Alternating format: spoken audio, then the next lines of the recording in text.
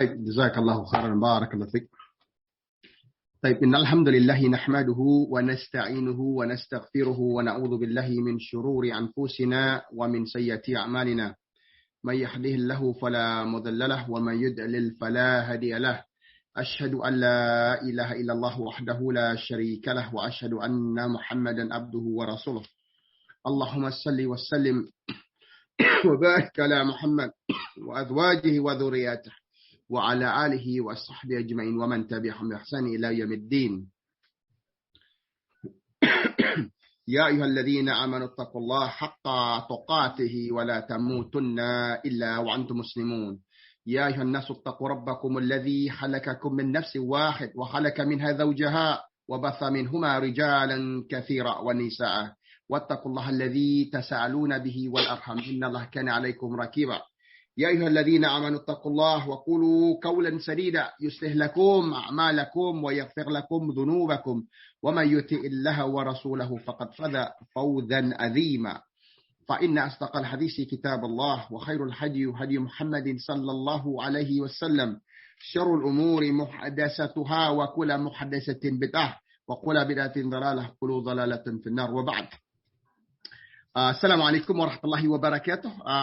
Sahabat-sahabat, teman-teman, dimanapun teman-teman berada, semoga Allah SWT limpahkan rahmat, hidayah, inayah, dan segala kebaikan buat kita semua, dimanapun kita berada.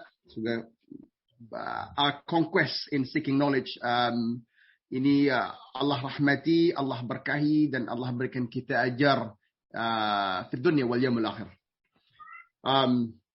Ketika kita bicara aspek Islam adalah sebuah agama yang didasari oleh satu methodology, manhaj, the way of worship, gitu ya, methodology to worship, yang diajarkan langsung oleh Allah Subhanahu wa taala kepada Nabi sallallahu alaihi wasallam, bahkan kepada seluruh anbiya alaihim salatu wassalam melalui Jibril alaihi salam. Ya. Jadi kita akan tarik garis atau benang merah ini dari seluruh revelation, wahyi, gitu ya. Qala Allah Ta'ala, wa ma yantiqu 'anil hawa in huwa illa wahyuha. Bahwa seluruh perkataan, perbuatan, contoh, tauladan dari Nabi alaihi salatu wassalam itu tidak ada yang turun melalui hawa nafsu beliau alaihi salatu wassalam kecuali dia merupakan wahyi. Kecuali except that it is a divine revelation. Ya, kita bicara ideal Muslim. Jadi judul asli dari kayak yang akan kita bahas hari ini adalah ideal Muslim, gitu ya. Mungkin kalau kita terjemahkan ke dalam bahasa Indonesia jadi Muslim ideal. Tapi judul aslinya ini adalah kajian daripada Syekh Dr. Al-Hashimi At-Tuwaijri, ya. Jadi ketika kita bicara ideal Muslim, ini adalah complete package. Sebenarnya apa sih relationship-nya, gitu ya? Atau gambaran seorang ideal Muslim itu apaan? Right? Karena wallah al-azim, wallah al-haliq al-azim, kita semua bermasalah di sini ya ikhwan wa akhwati fillah. Alhamdulillah, sunnah, kajian-kajian sunnah, dan ini bukan hanya di Indonesia ya teman-teman ya. Kalau kita lihat negeri-negeri barat, alhamdulillah kita akan pastikan bahwa new Muslims, the reverts and the converts that come into Islam, ini selain daripada kaidah sunnah, dia nggak akan laku, gitu ya. Kabar gembiranya demikian, gitu kan ya. Nah, cuman yuk kita bahas, gitu ya. Posisi seorang ideal Muslim ini apaan sih, gitu kan. Di dalam hadis Arba'in, qala Nabi SAW, Inna allaha kataba al-ahsana ala kulli syai'in. Nabi SAW mengatakan bahwa sungguhnya Allah Subhanahu wa taala memerintahkan ke atas diri kita ini ya, setiap Muslims ya, perfection, kesempurnaan, ala kulli syai, keseluruhan. Artinya kalau jalan benar, kalau masang baju, masang jaket benar, gitu ya. Kalau keluar rumah benar, kalau naruh gelas benar, gitu kan. Kalau buka mobil, nyetir mobil, naik motor, benar semua, gitu ya. Tentu ini tantangan luar biasa dan tentu we all guilty of this. Kita semua punya kesalahan di sini. Ada yang sedikit, ada yang besar, tapi we will strive for excellence. Jadi apapun yang gambarkan ataupun yang dijadikan jargon gitu ya di dunia barat ataupun di dunia-dunia yang dia merasa advance, merasa modern gitu ya.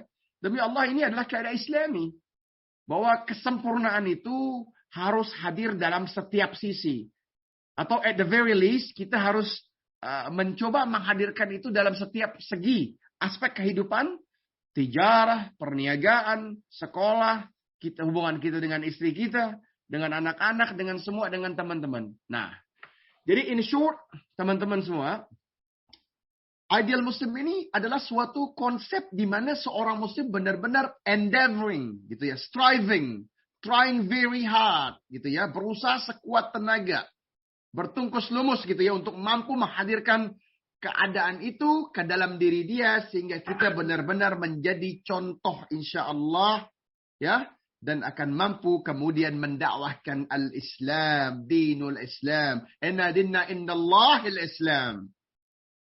Right? Nah, ini harus dibagi menjadi beberapa segmen sebenarnya. Sebenarnya kajian ini panjang karena waktu kita nggak mencukupi. Yang pertama, teman-teman, adalah relationship between a Muslim, ya, dan Rabbnya, dan Allah Subhanahu wa Ta'ala.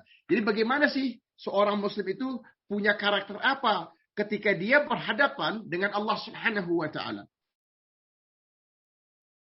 Right? Yang kedua, apa sih karakter seorang Muslim ketika antara dia, seorang Muslim, dan dirinya sendiri, gitu ya.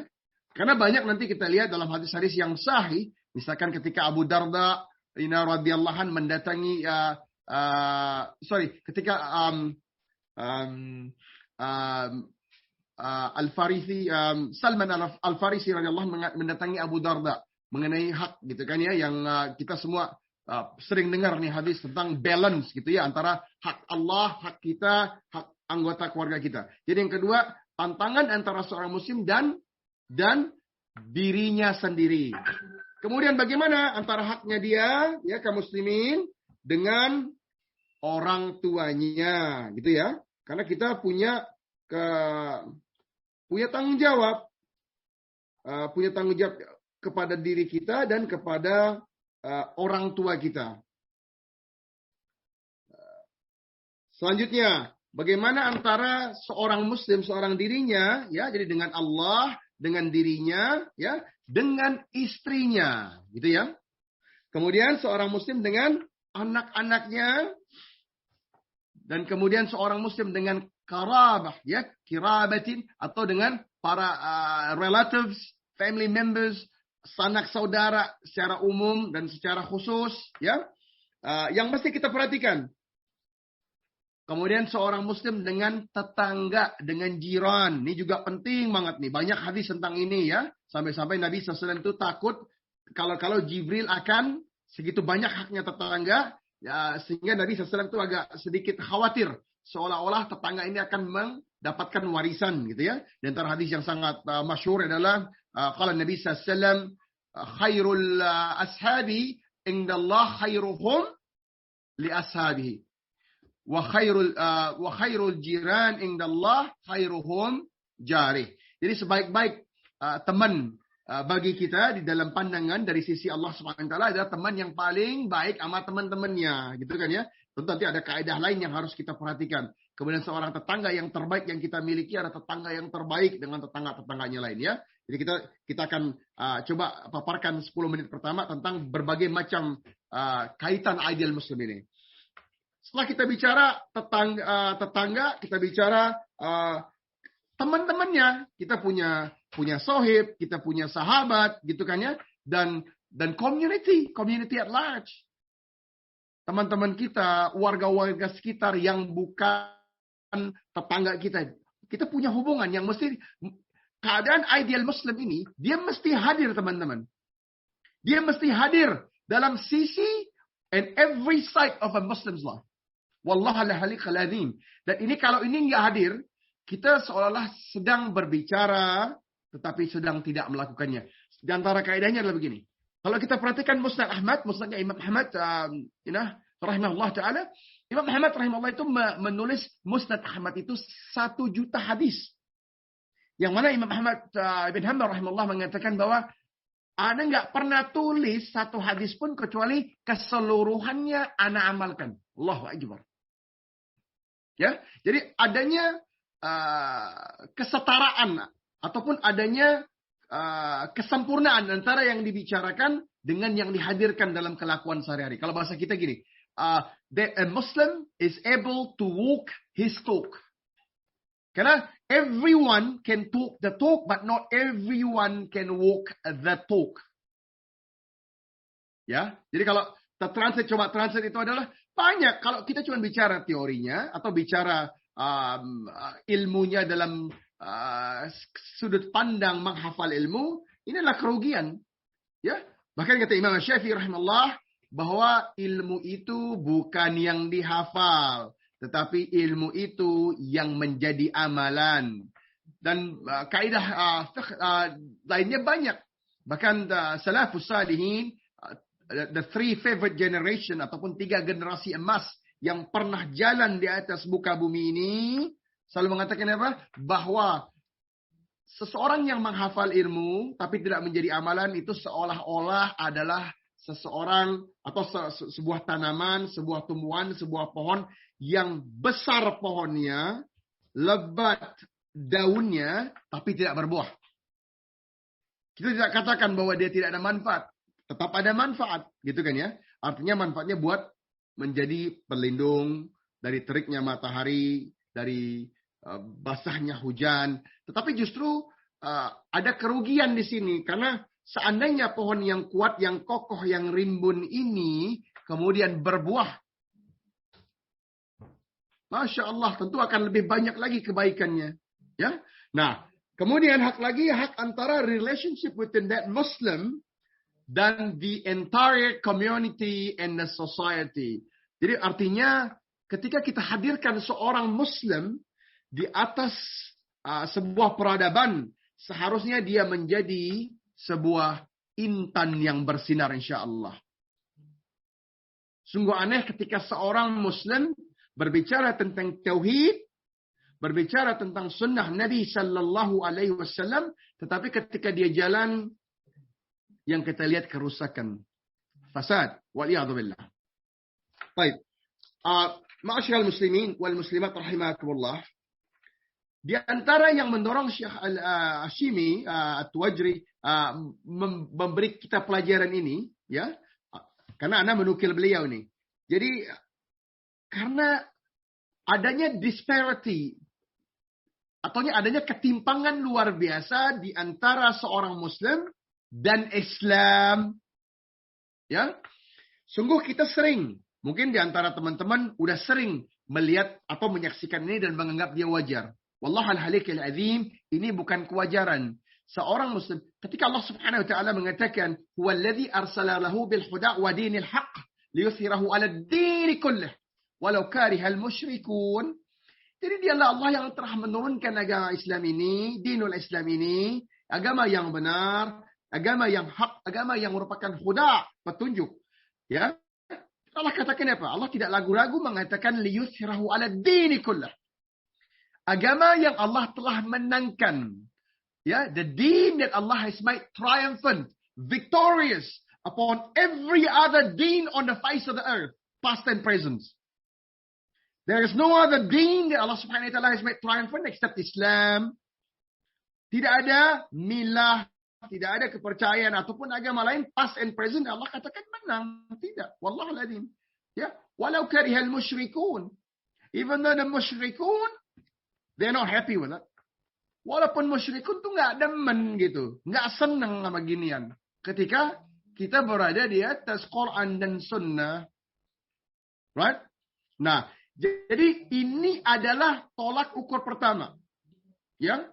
Dan tentunya perlu Anda ingatkan ya dalam bahwa pentingnya belajar ini, wallahul azim, ini adalah suatu keutamaan. Teman-teman mungkin sudah sering para asatidz kita mengingatkan, tapi Anda ingatkan sekali lagi, terutama untuk mengingatkan diri Anda sendiri. Semoga Allah mudahkan urusan kita dalam menuntut ilmu ini. Ya, Qala Nabi SAW, talabul ilm faridatun ala kulli muslimin. Menuntut ilmu ini adalah kewajiban. It is compulsory, it is obligatory, it is wajib upon every Muslim, setiap diri seorang Muslim itu wajib untuk menuntut ilmu.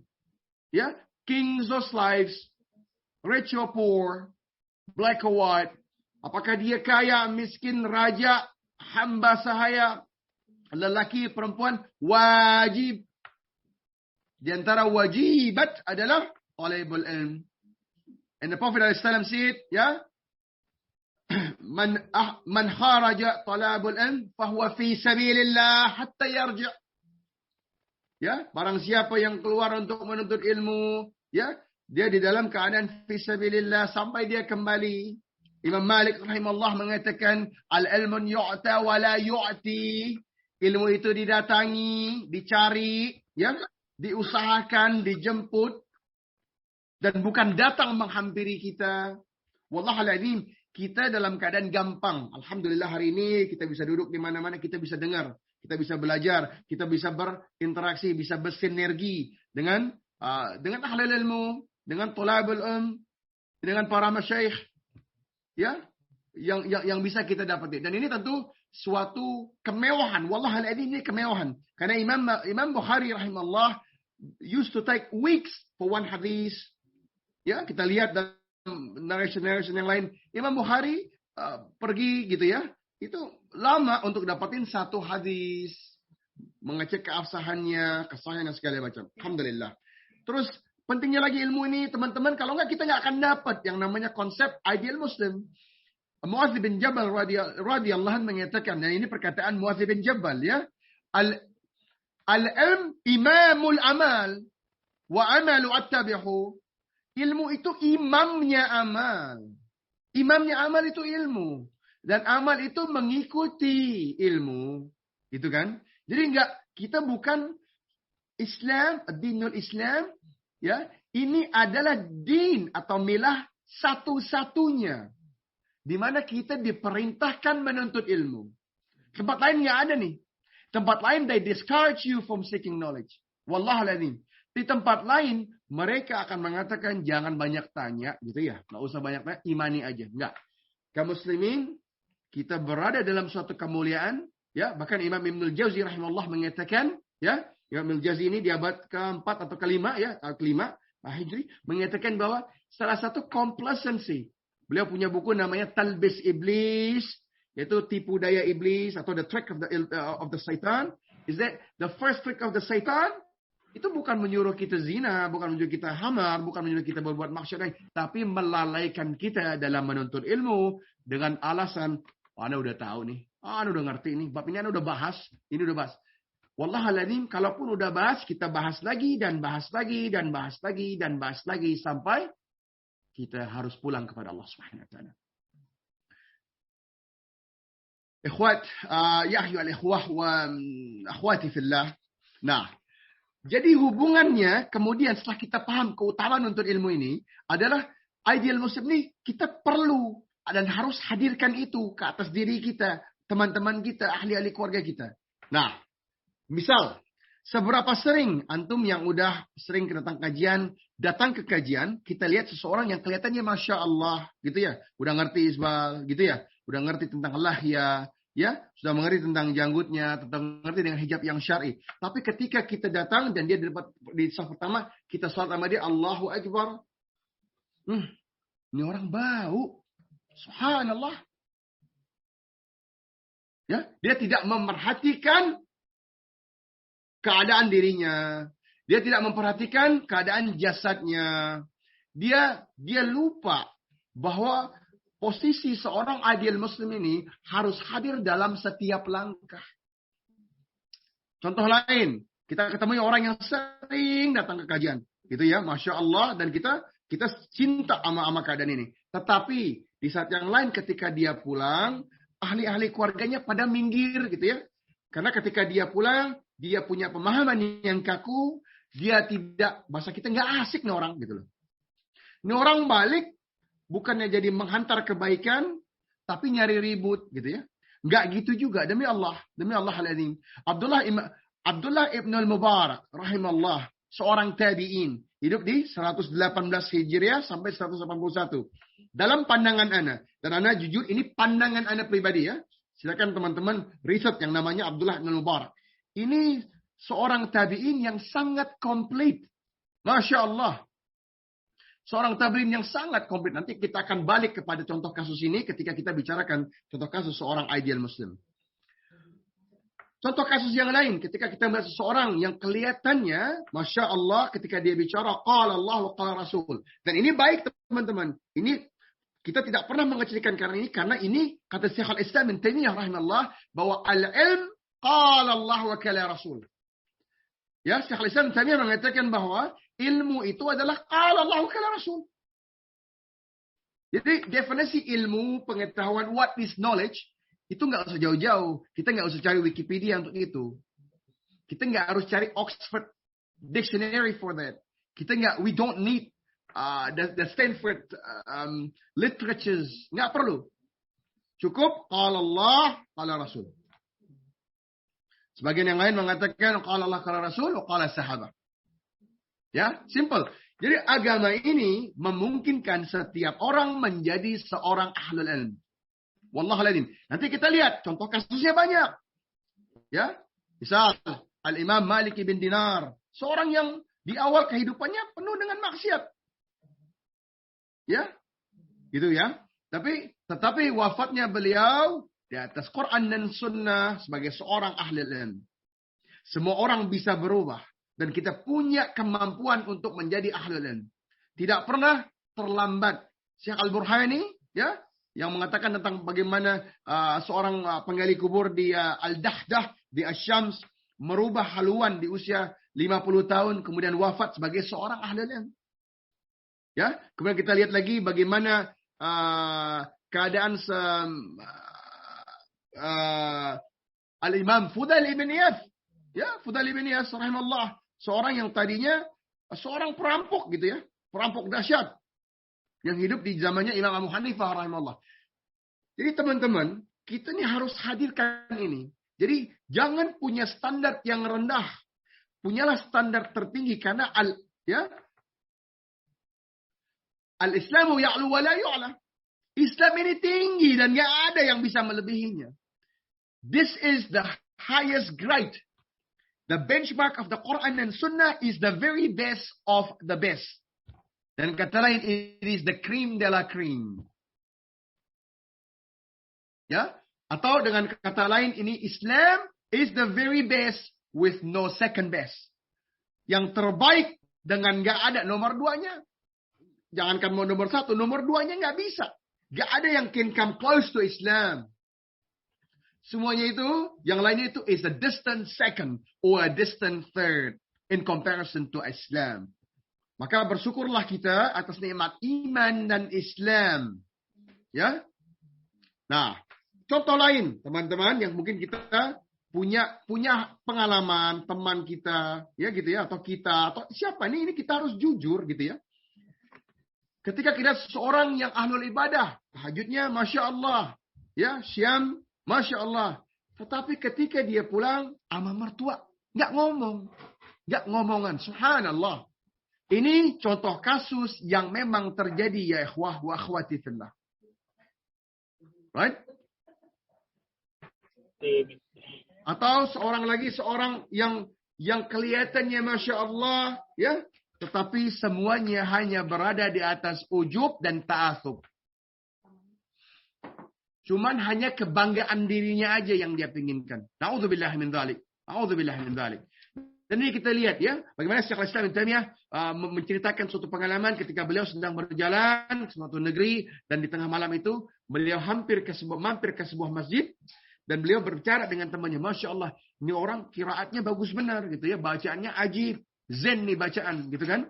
Ketika dia mendengar perkataan Syekhul Islam Ibnu Taimiyah rahimahullah, orang yang lagi sholat malam ini dia langsung dalam bahasanya Syekhul Islam Ibnu Taimiyah, dia menyegerakan selesainya salat itu untuk cepat-cepat mengatakan Assalamualaikum dan dia menghampiri Syekhul Islam Ibnu Taimiyah. Tentunya di zaman dulu teman-teman, yang kabari sedikit, banyak orang kenal nama. Mereka tahu siapa Syekhul Islam Ibnu Taimiyah. Mereka tahu Imam Az-Zahabi rahimahullah. Mereka tahu siapa Ibnu Qayyim Al-Jauziyah. Ini tentunya yang hidup di zamannya beliau ya, di abad ke-8 Hijri. Tapi dia nggak tahu orangnya kayak gimana. Dia nggak kayak sekarang. Kita bisa lihat orang ini siapa ini kan ya. Muhammad Wahyudi Oh, demikian orangnya, Masya Allah. Orangnya ganteng, demikian, Masya Allah, orangnya ramah. Kita bisa tahu. Kalau zaman dulu orang nggak tahu. Nah, dia menyegerakan sholatnya itu dengan harapan menemui Syekh Islam Taimiyah dan dia mengatakan demikian. Wallah, ini yang antum lihat nggak ada apa-apanya. Antum tahu nggak yang anda tadi baca yang sebelum ini? Ataupun dia, jadi dengan kata lain, dia mengekspos, memaparkan ibadah lainnya. Dan apa kata Syekh Islam Taimiyah? Subhanallah, what an imbecile idiots. Dengan kata lain, ini ada orang yang benar-benar nggak pinter nih orang. Dengan dia mengabarkan ke anak apa yang dilakukan bahwa dia telah menghapus kebaikan ataupun ajar daripada amalan-amalan yang seharusnya dia sembunyikan. Ya, jadi ini adalah keadaan seorang adil muslim. Seorang adil muslim itu ngerti betul bagaimana dia harus bersikap pada Allah Subhanahu Wa Taala untuk kemudian menyikapi antara dirinya, bagaimana dia dan dirinya, dia dan ayah ibunya, gitu ya. Dan ingat teman-teman, ini prioritas yang nggak boleh berubah. Dengan Allah, dengan diri kita, dengan istri, dengan orang tua kita, baru istri, gitu ya.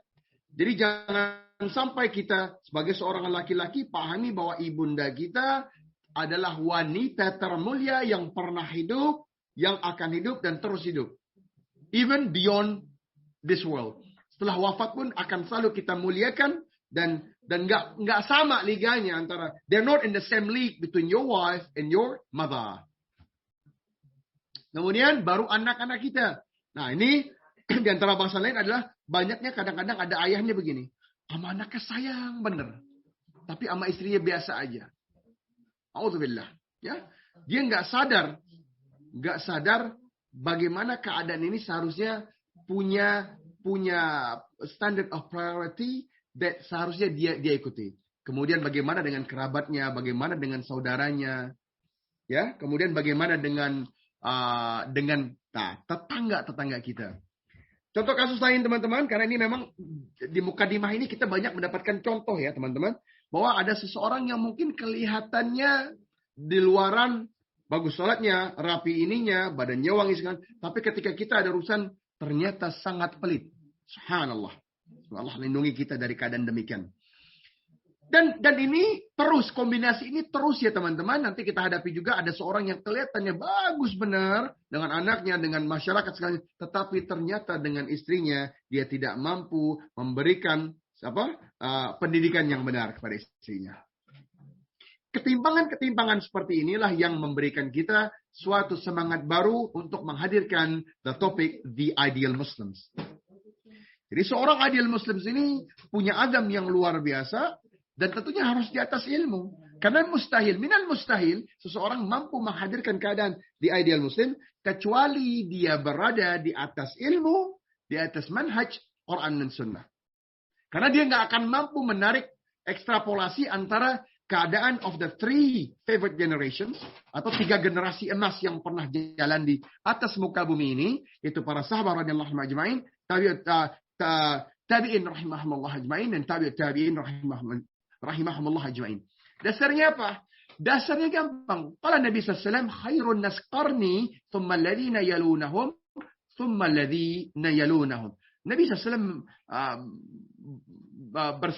berkata Nabi SAW bahwa sebaik-baik kurun, sebaik-baik era, sebaik-baik periode itu adalah periodeku dengan para sahabat radhiyallahu ajma'in. Kemudian para tabi'in rahimahumullah ajma'in, dan para tabi'ut tabi'in yang setelahnya dan yang setelahnya. Ya. Jadi keadaan ini yang mesti kita hadirkan gitu ya. Mesti kita hadirkan keadaan ideal muslim ini, jangan sampai kita pincang. Dan ini banyak teman-teman, banyak ya. Bahkan ke atas diri kepada tulabul ilm yang mungkin udah ngajinya udah lama gitu ya. Ngajinya udah tahunan, bahkan puluhan tahun, bahkan para asatid sekalipun tidak terhindar dari fitnah ini. Ya, ilmunya kelihatan banyak. Ini Masya Allah, tapi pulang ke rumah sama ipar nggak ngomongan. Subhanallah. Ya, ini koreksi buat kita semua, gitu ya. Atau kalau nanti sama tetangga nggak bisa ngobrol, gitu ya. Jadi buat apa ilmu seperti ini? Bagaimana mungkin dakwah sunnah bisa maju dengan keadaan demikian? Nah, ini diantara yang Anda perhatikan. Ya, nah contoh kita bawa ke lebih dekat lagi dalam keadaan kita di Jakarta. Anda bukan orang Jakarta yang hidup di sana gitu ya. Dan terkadang Anda pengen memberikan suatu kalau kita ngaji, apa Anda doang yang lihat, apa antum semua lihat. Berapa sering kita datang ke kajian, kemudian masuk parkirnya sembarangan. Justru memblok teman-teman ikhwah yang lain, gitu ya. Atau datang dengan knalpot yang asapnya merusak lingkungan. Subhanallah, apa segitunya kamu sebenarnya? Ya, segitunya. Ya. Karena ketika Nabi SAW mengatakan, Inna Allah katabal ahsana ala kulli syai'in, wallahal azim. Those that follow the risalah Muhammad sallallahu alaihi wasallam itu, they follow that in perfection. Ini adalah dinul haq. Sebuah agama yang tinggi. Agama yang perfect. Dan ini Allah Subhanahu wa taala katakan, "Al-yawma akmaltu lakum dinakum." Ini agama yang telah disempurnakan Allah pada hari ini, lengkap. Tidak ada satu hal pun yang tertinggal di atas Islam. Nanti kita akan contohkan bahwa hal ideal Muslims ini, ini adalah hal yang mereka, the three favorite generation atau 3 generasi emas yang pernah jalan di atas muka bumi ini, mereka amalkan. Mereka contoh. Ya. Nah, sekarang kita bawa ke ada contoh lain. Jadi, contoh ini memberikan kita gambaran sehingga kita punya visualisasi, akhwati fillah. Atau teman-teman berapa banyak yang sering datang ke kajian tapi sambil jalan sambil buang sampah, subhanallah. Ya. Ini yang Anda lihat gitu ya. Anda mungkin punya pengalaman yang berbeda. Sambil jalan dia minum, dia buang, atau sambil duduk dia buang, dia tinggalkan gelas kopinya, dia tinggalkan botolnya. Atau seberapa sering ikhwah wa akhwati fillah datang ke suatu kajian, kita lihat got di atas masjid itu hitam, kotor dan bau. Subhanallah. Subhanallah. Ingin rasanya Anda membatalkan kajian dan mengatakan, yuk Anda tunjukin antum, kita turun ke dalam got ini, kita bersihkan. Wallahal halikil azim, itu lebih bermanfaat dibanding 1,5 jam di dalam ruangan. Ya, kalaulah satu di antara hadis Nabi SAW ada 70 cabang keimanan, yang paling rendah itu adalah menyingkirkan duri di atas jalanan. Ya. Jadi kita dituntut untuk mampu menghadirkan Islam itu dalam setiap gerakan. Wallah Ustaz, kita kan lemah, kita kan tempatnya salah, tempatnya lupa. Wallah sah. Tapi keadaan itu tidak membatalkan kita untuk menjadi seorang adil muslim. Hadisnya sahih. Waqala Nabi sallallahu alaihi wasallam, ya, qulu bani adam hatta wa khairun hatta ila tawabun. Anak Adam ini, seluruh anak Adam ini tempatnya salah, tempatnya lupa, tempatnya khilaf. The place of shortcomings and mistakes. Yes. Ya, wa khairun hatta ila tawabun. And the best place for those that make the mistakes that they repent to Allah Subhanahu wa taala, Lord. Dan sebaik-baik orang yang salah, yang lupa, yang khilaf, yang ada kealpaan dari dirinya untuk segera bertaubat kepada Allah Subhanahu wa taala. Bedakan yang namanya kesempurnaan hanya milik Allah dengan keadaan ideal Muslims. Tidak dibutuhkan kesempurnaan untuk menjadi seorang ideal Muslims. Yang dibutuhkan adalah kesungguhan, adalah azam yang luar biasa. Fa iza azamta fatawakkal 'ala Allah, innallaha yuhibbul mutawakkilin. Right? Nanti kalau kita bahas dalam waktu yang lebih panjang insya-Allah ke kajian yang lain, kita akan lihat bagaimana Allah Subhanahu wa taala mengajarkan kesuksesan, bagaimana Allah Subhanahu wa taala mengajarkan kesungguhan. Misal dalam surat Al-Imran ayat ke-200. Waktu kita tidak memungkinkan untuk kita masuk ke dalam detail yang panjang pada saat ini, tapi yang Anda pengen sampaikan adalah lihat bagaimana keadaan sekitar kita, lihat diri kita. Ya, lihat hubungan antara kita dengan Allah Subhanahu wa taala, lihat bagaimana hubungan antara kita, ya, antara kita dengan Muslim dengan diri kita. Sudahkah hak kita penuhi? Kemudian ke atas orang tua kita. Ini birrul walidain. Ini juga bukan barang sebanyak orang, Ustaz, Anda doain Ustaz. Wallah subhanallah, antum punya ibu, antum punya ayah. Syekh yang al-kibarun ulama pun enggak ada apa-apa doanya dibanding ibu kita. Wallahal azim, wallahal halikil azim. Anda katakan kepada antum semua bahwa enggak usah nyari the dua of the kibarun ulama ketika kita punya orang tua. Hadisnya sahih, banyak celaka orang yang mendapati kedua orang tuanya dalam keadaan tua, berada di rumahnya tapi tidak mendapatkan surga Allah. Subhanallah. Jadi memuliakan orang tua ini, bahkan ini Allah Subhanahu wa taala sandarkan antara tauhid dengan birrul walidain. Wa qada rabbuka alla ta'budun wa illa iyyahu wa bil walidaini ihsana. Right? Bahwa keadaan untuk tidak ada kalau di Vena dan Ikan pasti ikan. Itu Allah sandarkan, gandengkan dengan birrul walidain. Jadi sebelum kita terlampau jauh untuk menilai, ya, terkadang kita sibuk mengurusi keadaan orang lain. Demi Allah, kita punya banyak kelemahan yang seharusnya kita gunakan waktu, energi, dan usaha ini untuk merapikan itu. Ya, atau bagaimana? Bahkan para asatid, ya. Ini anak jujur ya, banyak di antara kita yang berada di dalam kajian dakwah dan segala macam, kita sibuk. Dan demi Allah, I'm top of the list. I'm guilty of this. Top of the list.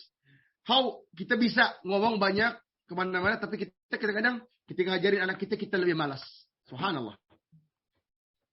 Ya, karena ya memang beda. Karena kita kalau ngajarin anak ini kan nggak bisa nggak jadi, harus jadi. Effortnya lebih banyak. Dan terkadang Allah juga kasih cobaan lebih besar gitu ya. Lebih banyak main-mainnya, lebih kurang atensinya. Karena dia tahu ini abahnya yang ngomong. Atau ini uminya yang ngomong. Jadi dia agak main-main. Subhanallah. Dan ini semuanya. Dan kita harus jujur bahwa keadaan seorang adil muslim ini mesti kita hadirkan. Atau istri kita. Kapan terakhir kita? Anda tanya sama antum semua. Dan ini ingat buat diri Anda sendiri dan antum semua. Kapan? Antum semua kapan terakhir kali duduk bersama dengan harim antum. Dan itu menghafal murajaah Quran. Subhanallah. Kapan hadis apa yang terakhir antum ajarkan buat istri antum. Atau istri-istri antum. Jadi kalau kita tanya sama, atau seorang istri kepada suaminya, tentunya istri kan dipimpin oleh seorang suami. Dan ini adalah tanggung jawab kita. Ya ayyuhalladzina amanu qu anfusakum wa ahlikum nara wa quduhan nas wal hijarah. Wahai orang-orang yang telah beriman, jaga diri kalian, kata Allah Subhanahu wa taala. Ini ngomong sama kita nih, yang laki, yang ayah, yang suami, ya, jaga diri kalian dari api neraka. Ya, dan ahli-ahli keluarga kalian, istri-istri kalian, anak-anak kita, ibu-ibu kita. Kalau kita punya ponakan yang kita in charge of them. Nah, jadi keadaan seorang adil muslim ini dia harus hadir. Dan ini selalu hadir ke atas diri of the three favorite generation, ikhwah wa akhwati fillah. Ya. Nah, maka kita saksikan ikhwah wa akhwati fillah bahwa ketika ini mampu hadir, ya, mampu hadir dalam keadaan umum, ya, dan khusus terkadang kita saksikan, lihat bagaimana manusia pertama yang didakwahi oleh Nabi sallallahu alaihi wasallam, Khadijah, ya, ibu kita, ya, Ummul Mukminin, Khadijah radhiyallahu anha, ibu kita nih, ibunya kaum muslimin, Khadijah radhiyallahu anha itu, apakah Khadijah radhiyallahu anha itu didakwahi Nabi sallallahu alaihi wasallam karena Quran? La ya akhi. Bukan karena Quran, karena Quran itu belum turun. Apa karena terkagum atas puasanya Nabi SAW? Bukan juga ya ikhwah. Tapi tertegun atas akhlaknya Nabi Sallallahu Alaihi Wasallam. Maka nggak heran ketika Nabi SAW memberikan suatu hadis-hadis yang bentuknya motivation, encouragement. Kalau Nabi SAW, khairukum ahsanukum khuluqa. The best amongst you are the one of the best and the most excellent in manners. Yang terbaik di antara teman-teman, yang paling baik di antara kita adalah yang paling mulia akhlaknya. Kenapa lafaznya enggak yang paling banyak hafalan Qurannya? Kenapa lafaznya enggak yang paling paham syarah hadis ini? Atau kenapa enggak yang paling paham bagaimana asbabun nuzul ayat ini tafsirnya? Enggak. Itu semua kebaikan demi Allah. Ya kan? Tetapi yang kita mau adalah bagaimana kebaikan-kebaikan dalam adil muslim sini hadir ke atas diri kaum muslimin wal muslimat. Ya, fi kulli makan. Right? Jadi keadaan seorang muslim dalam keadaan ideal muslim ini adalah keadaan yang memang ajib. Maka kita katakan Nabi SAW juga sering mengingatkan kita. Kan Nabi SAW ajaban lil amril mu'min. Bahwa ajaib, keren gitu ya. Wonderful are the affairs of the mu'min. Tentunya kita naik kelas nih kan. Islam, iman, ihsan. Muslim, mu'min, muhsinin. Jadi ketika kita pandang keadaan kaum muslimin wal muslimat rahimakumullah, kita harus lihat telah hadirkah ideal muslims itu ke atas diri kita by and large. Banyak ini kita lihat ke sana ya, atau seseorang yang ketika dia kelihatannya di saf terdepan ya, tetapi ketika dia pulang teman-temannya atau saudara-saudarinya berkeluh kesah karena ujubnya dia, karena riaknya dia, atau karena arrogantnya dia.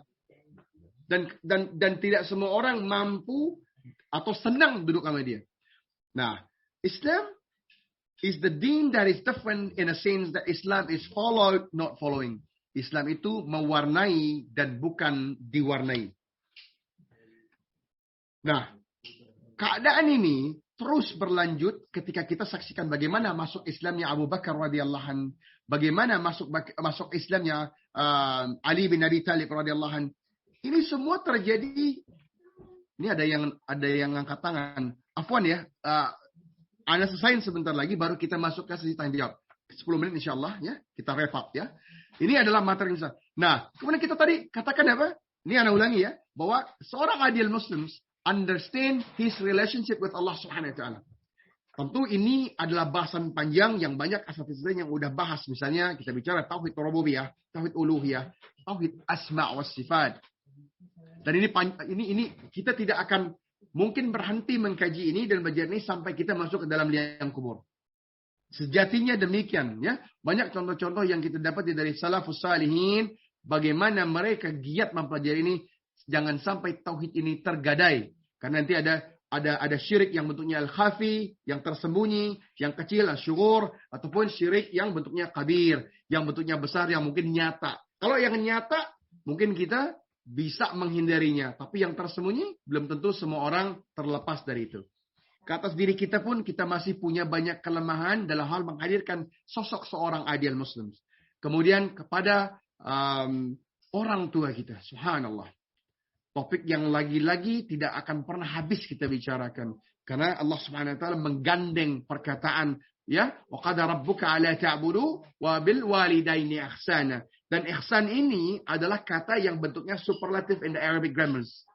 Jadi ketika baik itu kita bisa bilang haisan, tamaman, tayyiban, ya, khairan, ihsanan. Jadi hasan, ihsan, al-ihsan.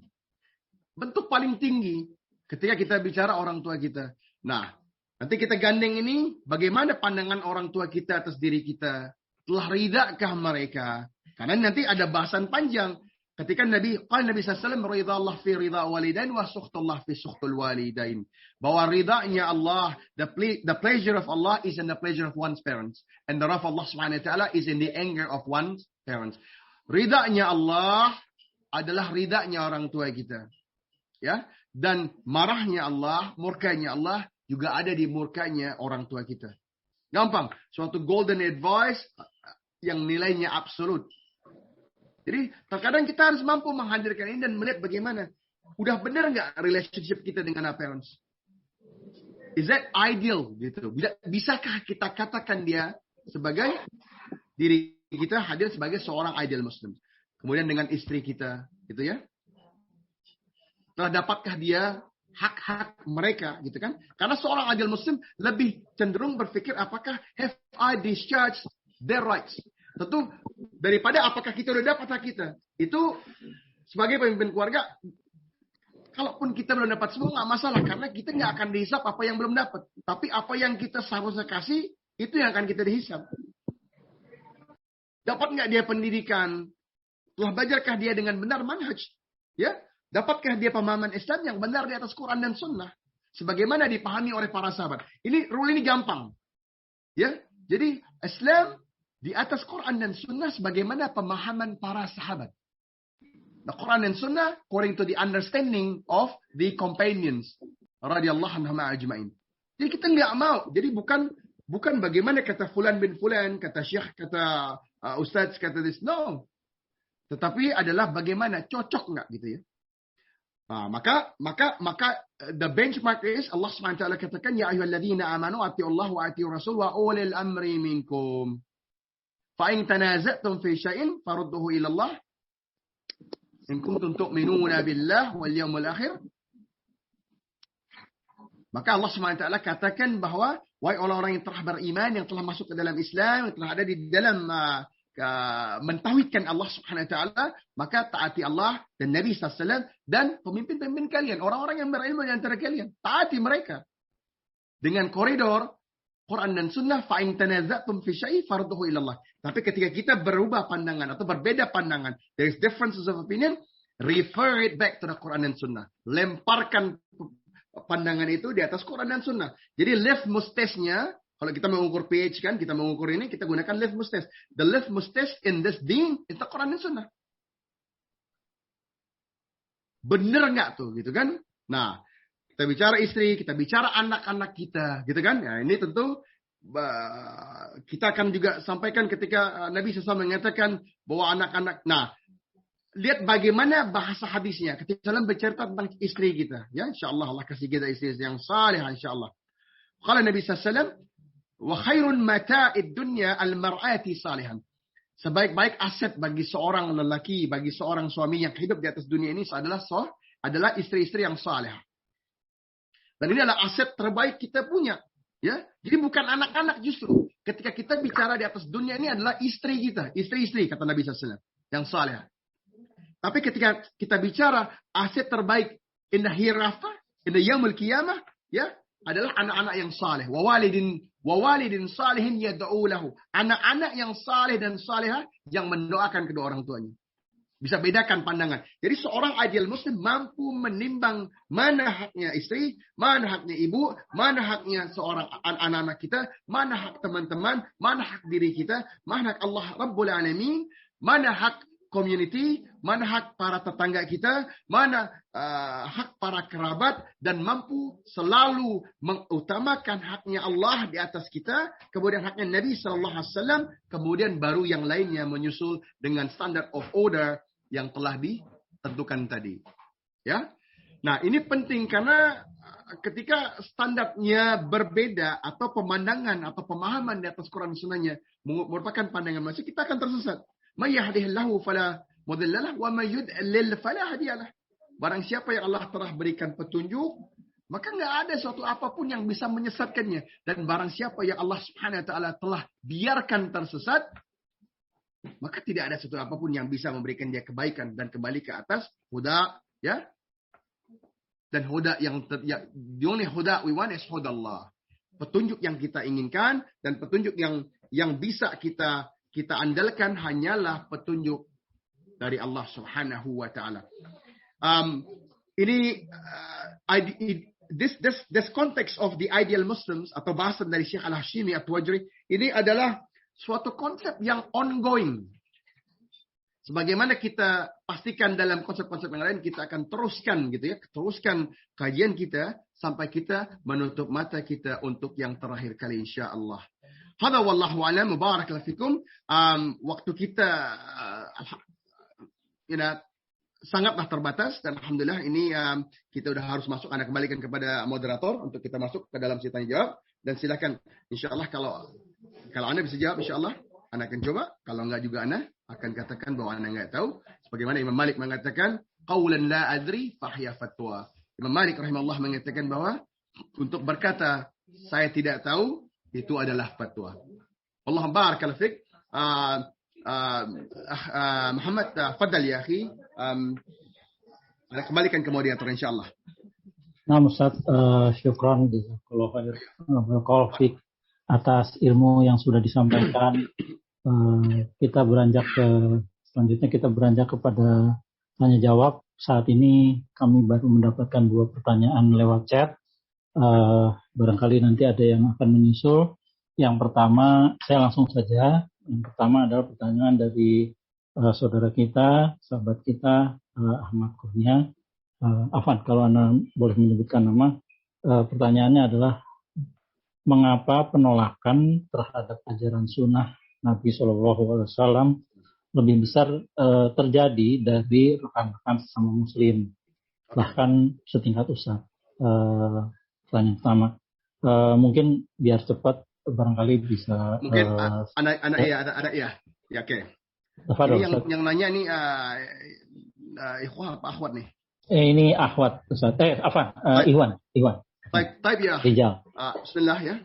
Begini, kita katakan apakah benar? Dan ini asumsi antum bahwa di atas Quran dan Sunnah terjadi penolakan. Enggak, ini enggak benar gitu ya.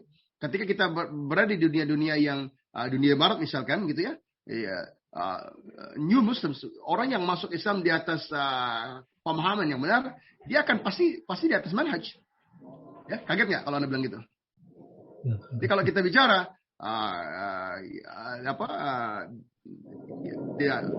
New Zealand misalkan, Australia and other countries, ya the developed nation, ini orang nggak bisa lagi karena kita ini ad-dinul Islam ini base-nya dalil. Ya, sebagaimana orang lain juga memahami ketika kita sekolah kita ada dalil. Jadi itu nggak benar, itu mungkin hipotesis atau kemungkinan suatu hanya benar di beberapa tempat atau beberapa tradisi ya dalam keadaan. Tetapi ketika seseorang itu benar-benar paham tentang Islam, dia nggak ada opsi lain kecuali berada di atas manhaj. Karena ketika kita tidak di atas manhaj, maka kita tidak dapat pemahaman yang benar-benar tadi. Wa atallahu wa atir rasul wa ulil amri minkum fa in tanaza'tum fi syai'in farudduhu ila Allah. Ini konteksnya dan nggak ada tafsiran lain daripada ini. Kemudian Allah SWT mengatakan apa? Qul in kuntum tuhibbunallah fattabi'uni. Ketika kalian mengatakan kalian mencintai aku, kata Allah Subhanahu wa taala, maka ikuti jalanku, kata Nabi sallallahu alaihi wasallam. Dan ini adalah method atau cara beribadah sesuai dengan metodologi, sesuai dengan cara, sesuai dengan contoh daripada Nabi sallallahu alaihi wasallam. Ya, ini perlu anda garis bawahi. Kalau kita bicara Islamic science, dia ini bertolak belakang dengan sains pada umumnya, gitu ya. Karena kebetulan latar belakang Anda juga sains ya. Kalau kita bicara sains tentang katakan ophthalmology, ilmu mata misalkan, beriring dengan berjalannya waktu, dia semakin mutakhir, semakin maju, gitu ya. Kalau kita lihat di bagaimana dulu Muhammad Al-Haytham, rahimahullah taala, the father of optics, sekarang semakin maju. Tapi ketika kita bicara the science of Islam, dia semakin mundur. Maknanya Islamic knowledge, gitu ya. Tidak ada satu orang Muslim yang waras pun yang, kalau dia waras, pada hari ini mengatakan bahwa periode emas itu bukanlah di zaman para sahabat. Semua akan mengakui bahwa sebaik-baik pemahaman adalah pemahaman para salafus salih. Kenapa? Karena mereka lah yang hadir ketika ayat itu turun. Ayat itu turun untuk mereka. Gitu kan? Mustahil ada orang yang datang sekian ribu tahun, sekian ratus tahun untuk mengatakan dia lebih paham tentang asbabun nuzulnya, sedangkan mereka tidak hadir ketika itu ada, gitu kan? Jadi ketika kita ini, ya manusia-manusia yang hidup ditakdirkan Allah untuk hidup di akhir zaman, maka yang terjadi adalah kita semakin hari semakin mundur. Maka semakin pentinglah, semakin imperatif bagi kita untuk berpegang teguh di atas Quran dan Sunnah. Sebagaimana pemahaman para sahabat radhiyallahu anhum. Ya, ini kenyataannya dan kita kalau kita nanti Allah kasih kita umur, insyaallah Anda akan tunjukkan bagaimana dakwah Islam melalui Voice of Islam. AIRA itu adalah Islamic Education and Research Academy yang basisnya di UK, America, and all the place. Itu sunnah semua. Ya, nah jadi mungkin antum coba lihat ulama-ulama yang antum Syekh Al-Haytham, kita lihat bagi Syekh Hasim Al-Hakim, kita lihat Syekh Abdul Rahim Green, gitu ya, Syekh Bilal Phillips, gitu kan ya, atau Zakir Naik, siapa yang Yusuf Estes, gitu kan, nggak ada yang bukan di atas manhaj, ya, Yusha Evans in the States, coba lihat, nama ini kita bisa kasih nama 50 sampai 100 nama lagi, nggak ada yang bukan manhaj, ya, jadi ketika mereka ini masuk, mereka ngerti, gitu loh, bahwa kita nggak bisa kalau cuma pandangan tradisi. Dia buat apa masuk Islam? Ya, kalau dia tidak ada atas dalil, tidak di ataskan authentic traditions, buat apa dia balik ke dalam Islam? Buat apa dia kembali ke atas fitrahnya? Lihat bagaimana di Norway, Denmark, ya. Kita lihat. Ini kenyataan. Yang Anda katakan ini kenyataan. Jadi demi Allah, keadaan sunnah ini justru dalam keadaan yang melesat cepat. Ya, melesat cepat. Dalam keadaan Allah anugerahin kita kebaikan. Kita dalam keadaan jaya. Makanya penting kita hadirkan topik-topik ideal Muslim sini. Sehingga kita, ketika kita berjalan, buat saudara-saudari kita yang mungkin belum paham. Kita nggak perlu terlampau kelas, ya ikhwah. Kita nggak boleh kaku dalam beragama. Kita harus dengan hikmah, ya. Wa man ahsanu qawlan mimman da'a ila Allah, ya. Wa man ahsanu qawlan mimman da'a ila Allah wa 'amila shalihan wa qala innani minal muslimin. Maka perkataan apa yang lebih baik dibandingkan seorang yang memanggil orang kepada Allah Subhanahu wa taala dan dia beramal salih dan kemudian dia mengatakan bahwa aku seorang muslim. Ya. Anda rasa antum dapat poinnya bahwa the revival of sunnah is everywhere. Alhamdulillah Rabbil Alamin. Dan ini jadi nggak apa-apa gitu ya. Kita akan lihat bagaimana sunnah itu hadir dan di dalam segala profesi perniagaan gitu ya, dalam konteks-konteks ekonomi, sosiodemografik, dan ini alhamdulillah lebih di negara-negara yang barat ini adalah metode yang laku keras. Alhamdulillah. Hada fa min Allah. Baik, Ustaz. Syukran, jazakallahu khair, barakallahu fiik atas pencerahan pertanyaan dari Ahmad. Kita berlanjut ke pertanyaan berikut dari saudara kita Farid tentang bagaimana hukum menyimpan dana atau harta di bank syariah di Indonesia khususnya. Lalu apakah dengan jaminan halal dari Dewan Syariah Nasional, maka seluruh produk yang ada di bank tersebut itu bebas dari ribawi? Baik, bismillahirrahmanirrahim. Nah, tentunya gini ya, ini anak kasih disclaimer dulu ya. Karena Anda bukanlah seorang yang mukim di Indonesia. Jadi antum mesti paham. Tapi Anda kasih gambarannya gitu ya. Karena nanti ada beberapa pertanyaan yang sifatnya kita pun para asatidz ini kita misalnya batasan safar, bagaimana marhala. Ini kita biasanya gini, para asatidz yang dari luar datang ke Indonesia nanya ke kita. Ustaz, Anda punya begini, pandangan itu gimana sih? Gitu kan? Nah, sama ketika kita juga punya suatu negara misalnya Indonesia, kami pun akan nanya sama teman-teman kita bahwa Ustaz, pandangan antum gimana?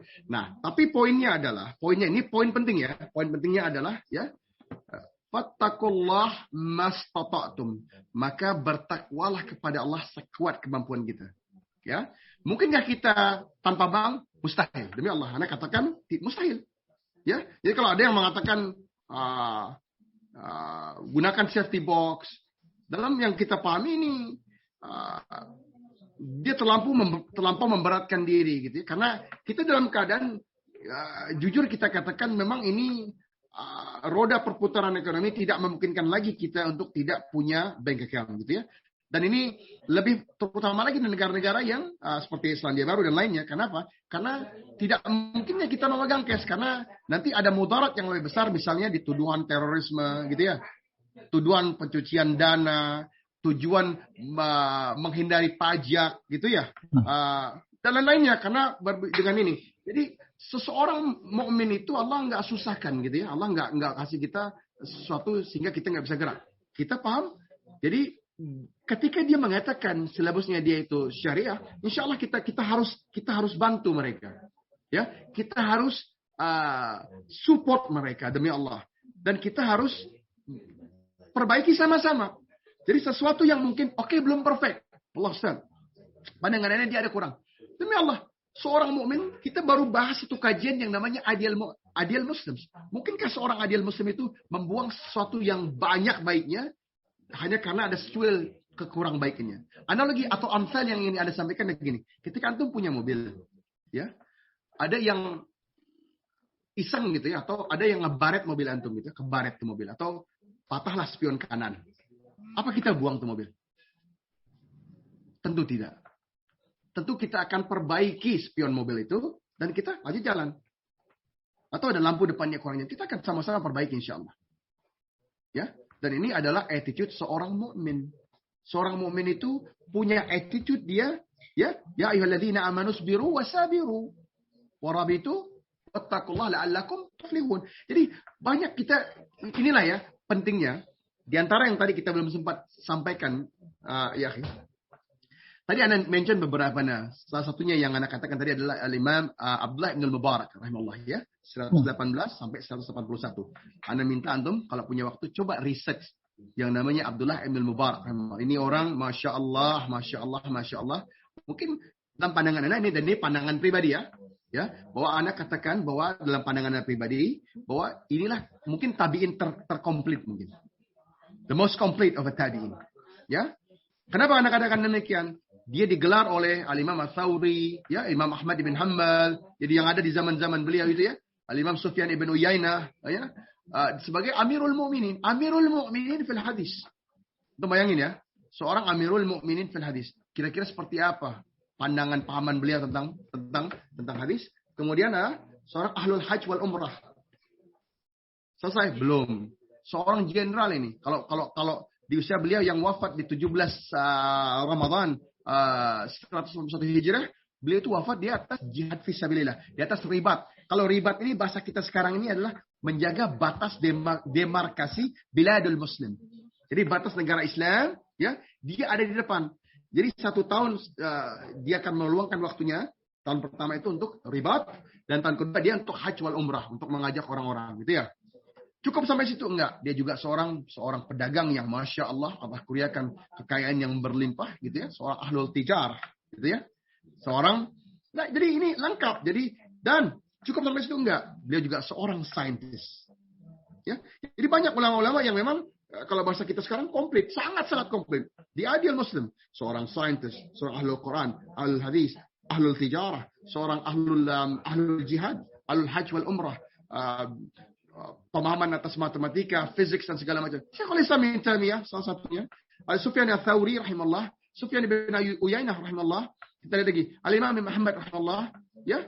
Dan banyak lagi kita bisa katakan Ibn Hajar Al-Asqalani rahimahullah, Ibnu Al-Jauzi rahimahullah, gitu kan ya. Kita bisa lihat gitu ya. Kita bisa bicara Muhammad Al-Haytham rahimahullah, kita bicara Abbas ibn Firnas. Dan inilah Islam. Itu semua hanya bisa hadir di atas Islam. Itu semua hanya bisa hadir di atas Quran dan Sunnah. According to the understanding of the Sahabat. Itu cuma bisa hadir cuman di atas manhaj salafus salih. Anda katakan demikian kenapa? Karena kita mencoba menganalogikan 3 generasi emas yang pernah jalan di atas muka bumi ini. Karena 3 generasi ini emas. Ya, kalaupun kita katakan emas, mungkin emas pun ada barang yang lebih utama. Karena inilah keadaan di mana kita paling berjaya. Jadi apapun profesi kita, gitu. Anda lupa katakan bahwa yang mereka juga tidak pernah lupa atau lolos daripada pertemanan seorang juru dakwah. Wallahualam, ini juga adalah profesi utama kita, ya, in dakwah, propagating Islam. Apapun profesi antum, guru kah, ya, dosen kah, ibu rumah tangga kah, pelajar kah, pengusaha kah, jenderal kah, aparat sipil negara kah, pastikan antum punya andil di atas dakwah. Insyaallah. Ini keharusan.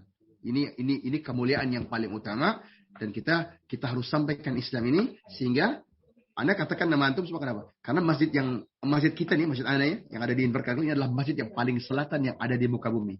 Jadi masjid yang paling selatan dari Makkah. Alhamdulillah rabbil alamin. Jadi negeri yang paling selatan di atas muka bumi pun, ya, telah berkumandang azan 5 kali sehari, adanya center of Islam, dakwah, dan kajian-kajian Islam. Tentunya kajian ini berdasarkan atas Quran dan Sunnah, according to the understanding of the companions atau the understanding of the Sahabah radhiyallahu anhum ajma'in. Alhamdulillah. Masya Allah.